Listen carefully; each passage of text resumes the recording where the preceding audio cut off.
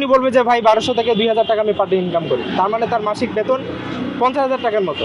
সেক্ষেত্রে এত ভাইটাল একটা স্বাস্থ্য খাতে আমরা যে রত্ন, আমরা যারা ডাক্তাররা আছি তারা কিন্তু মাত্র 35,000, এবং ওই যে বেসরকারি চিকিৎসকদের ক্ষেত্রে বেতন কাঠামো যেহেতু নাই তাদের, 25 থেকে 30,000-এর মধ্যেই তারা এই বেতন কাঠামোটা রান করছে।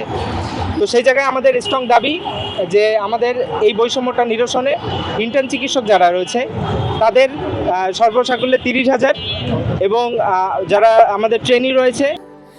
স্যান্ডেলিনা সো, রূপচর্চায় আভিজাত্য।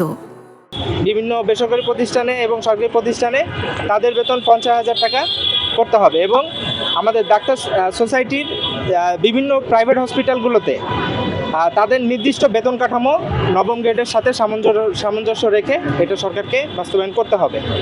এরপরে আসি আমাদের এই এন্ট্রান্স এক্সামগুলোতে বিএমডিসি, বিসিপিএস সবগুলোতেই আপনার 10,000-এর মতো পড়ে যায়।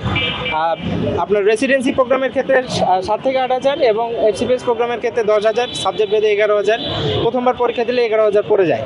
তো সেই জায়গাটা আপনারা দেখেন যে আমাদের এরকম একটা স্যালারি স্ট্রাকচার থেকে আমরা তো তখন পড়াশোনা করি, সেই সময় কিন্তু জব করলে আবার পোস্ট গ্রাজুয়েশন হয় না, আবার জব আমরা ছাড়তেও পারি না। সেরকম একটা জায়গায় এরকম স্যালারি থেকে 10,000 টাকা পরীক্ষার ফি দেওয়ার জন্য আমাদেরকে তারা করে। তো সেই দিক থেকে আমরা মনে করি যে এই পরীক্ষার ফিগুলো আসলে কমানো উচিত, এবং এটা আমাদের দাবি 500 থেকে 1,000 টাকার মধ্যেই এই ফিগুলো নিয়ে আসতে হবে। আমাদের আরেকটি দাবি ছিল, সেটা হচ্ছে আপনার যারা অবৈধ ডাক্তার, আপনারা জানেন যে এর আগে একটা অধ্যাদেশের মাধ্যমে বলা হয়েছে যে বিএমডিসি, এমবিবিএস, বিডিএস ব্যতীত অন্যান্য কেউই এই ডাক্তার লেখাটা লিখতে পারবেন না।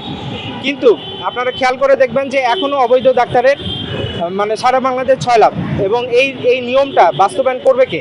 শুধু একটা নিয়ম দিয়ে দিলাম হয়ে গেল, বিষয়টা এরকম না।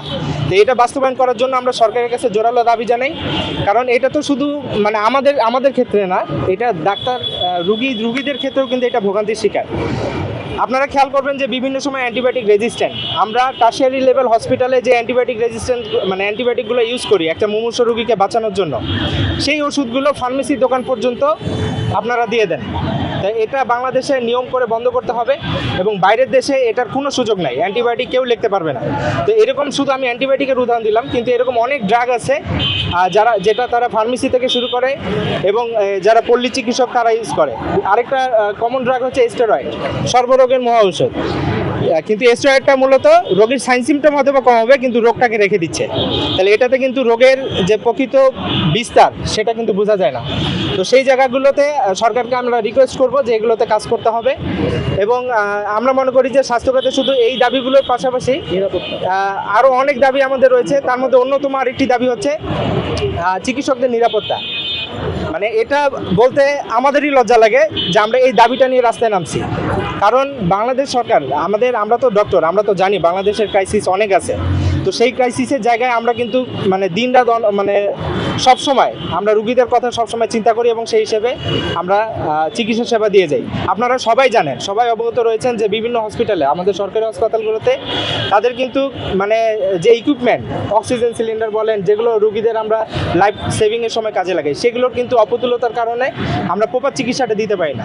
আমরা যদি বলি যে আমাদের তো দায়িত্ব শুধু চিকিৎসা দেওয়া, কিন্তু এই যে ওষুধ সাপ্লাই, এই যে অক্সিজেন সাপ্লাই, তারপরে এই যে বেড দেওয়া, এই জিনিসগুলো তো সরকারের উপরে, কিন্তু পুরো দায়ভারটা আমাদের ডাক্তারদের উপর চলে আসে। এই দায়ভারটা কি আসলে আমাদের হওয়া উচিত কিনা?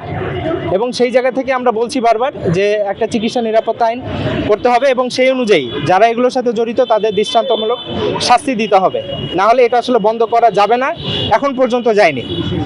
এবং আরেকটি বিষয় ইম্পর্টেন্ট, আমাদের বিসিএস এর বয়স। আপনারা জানেন যে জেনারেলদের তুলনায় আমাদের এমবিবিএস কোর্স 6 বছর, অর্থাৎ 2 বছর বেশি। এখন এই 2 বছর অতিরিক্ত আমার ফ্রেন্ডরা যখন বিসিএস ক্যাডার হয়ে যায়, তখনও আমরা পড়ার টেবিলে এমবিবিএস নিয়ে পড়ি, এবং এমবিবিএস লাইফ এটা পড়াশোনা এত কঠিন যে আমরা এর মধ্যে কিন্তু বিসিএস এর বইয়ে হাত দিয়ে ধরতে পারি না, যেটা অন্যান্য সাবজেক্টে, অনার্সের সাবজেক্টগুলোতে সম্ভব। তাহলে তাদের থেকে আমরা কিন্তু 3-4 বছর অলরেডি পিছায় আছি। তো সেই জায়গা থেকে এর আগে বিগত সরকারের আমল থেকে আমাদের একটা অধ্যাদেশ ছিল, সেটা হচ্ছে যে ডাক্তারদের ক্ষেত্রে এটা যেহেতু তাদের কোর্স বেশি, সেই ক্ষেত্রে 2 বছর অতিরিক্ত বিসিএস এর বয়স থাকবে।